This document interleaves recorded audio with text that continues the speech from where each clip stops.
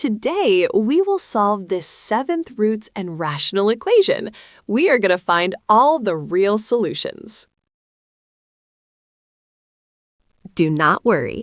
If you look carefully, there is some useful symmetry we can exploit. First, let us simplify the fractions. We want to rewrite them in a more useful form. Look at the first one. We can separate it into 9 minus a remainder term. And the second one? Similarly, it simplifies to 7 minus the exact same remainder term. Notice that 1 over x minus 1 appears in both expressions.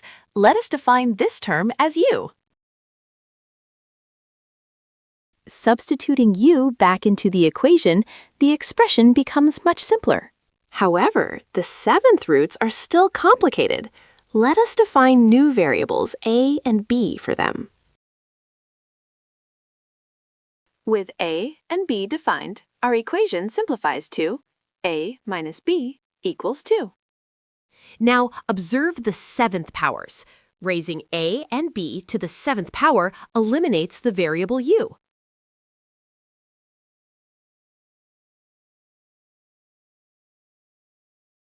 This gives us a system of 2 equations. It is much easier to work with than the original equation.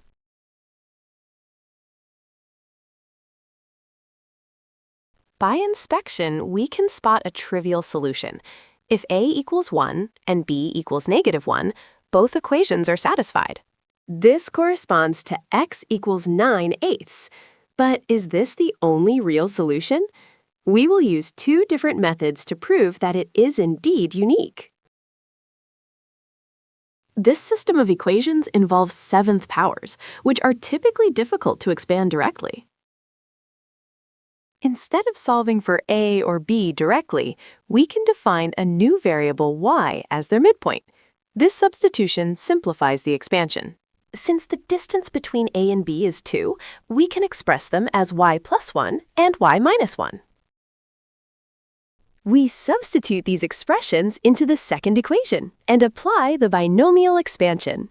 Due to the symmetry, the terms with even powers are identical, while the terms with odd powers have opposite signs. When we subtract, the odd powers of y cancel out. The terms with even powers remain and multiply by 2, resulting in a polynomial with only even exponents. Dividing by 2 and simplifying the equation yields a simpler polynomial. Factoring out 7y squared reveals 2 possible cases for the solution. Either y is 0, or the quartic expression in the parentheses must be 0. Notice that for any real number y, the terms y to the 4th and y squared are non-negative. Therefore, the sum is always at least 3. Thus, the expression cannot be 0 for any real y. This leaves y equals 0 as the only real solution. Substituting y equals 0 back into our definitions, we find that a is 1 and b is -1. Recall that b is simply a minus 2. Substituting this into our equation gives us a function of a single variable. Let us analyze its behavior. Our goal is to find where the function intersects the line y equals 2. To do this, we will locate the function's absolute minimum. To find the local extrema, we calculate the first derivative and look for where it equals 0. This gives us the critical points. Taking the sixth root yields 2 cases. The first leads to a contradiction where 0 equals -2, so it has no solution. The second case is valid. It indicates that the only critical point occurs at a equals 1. To determine if this is a minimum, we check the second derivative. Since it is positive at a equals 1, the function is concave up, confirming a local minimum.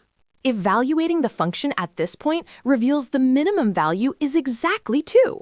Since the curve opens upwards, it can never intersect the line y equals 2 at any other point. This rigorous analysis proves uniqueness. We have exactly one solution, a equals 1. Both methods yield consistent results. Whether we use algebraic substitution or calculus, we arrive at the same solution. We established earlier that a equals 1 corresponds to x equals 9/8.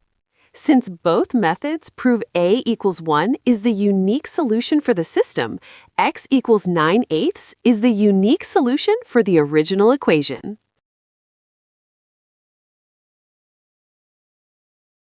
Both methods are effective. Which method did you prefer? Let me know your thoughts in the comments below.